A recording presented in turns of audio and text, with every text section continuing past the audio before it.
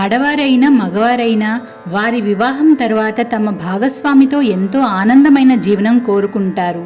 కానీ ఈ కలియుగం ప్రభావం వల్ల చాలా మనస్పర్ధలు, అపోహలు, అహంకారాల వల్ల జీవితాలు నాశనం అవుతున్నాయి.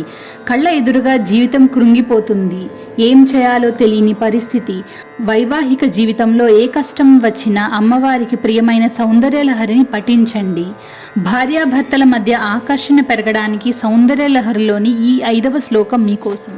హరిస్త్వాం ఆరాధ్య ప్రణత జన సౌభాగ్య జననీం పురానారీ భూత్వా పురరిపుమపి క్షోభమనయత్ స్మరోపి త్వాం నత్వా రతినయనలేహ్యేన వపుషా మునీనామప్యంతః ప్రభవతి మోహాయ మహతాం.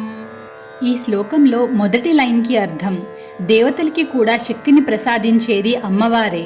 2వ లైన్కి అర్థం శ్రీ మహావిష్ణువు మోహిని రూపాన్ని ధరించాడు. ఆ మోహిని రూపానికి పరమశివుడు కూడా క్షణకాలం మోహితుడయ్యాడు.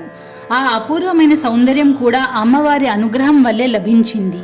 3వ లైన్కి అర్థం మన్మధుడు కూడా అమ్మవారికి నమస్కరించి ఆమెను ఆరాధిస్తాడు. దాని ఫలితంగా తన భార్య రతి చూపులకు ఎంతో ఆనందాన్నిచ్చే అందమైన రూపాన్ని పొందాడు. అంటే ఆకర్షణ, అందం, మనోహరత్వం అన్ని అమ్మవారి కటాక్షం వల్లే కలుగుతాయి.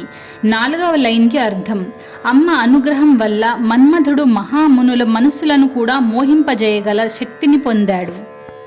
ఈ శ్లోకం మంత్రంలా వెంటనే ఎవరినైనా మన వైపు ఆకర్షించే మంత్రం కాదు.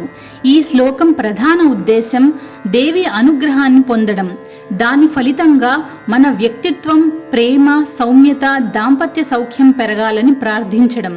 ఈ శ్లోకాన్ని 11 లేదా 21 లేదా 108 సార్లు శుక్రవారం లేదా ప్రతిరోజు భక్తితో జపిస్తారు.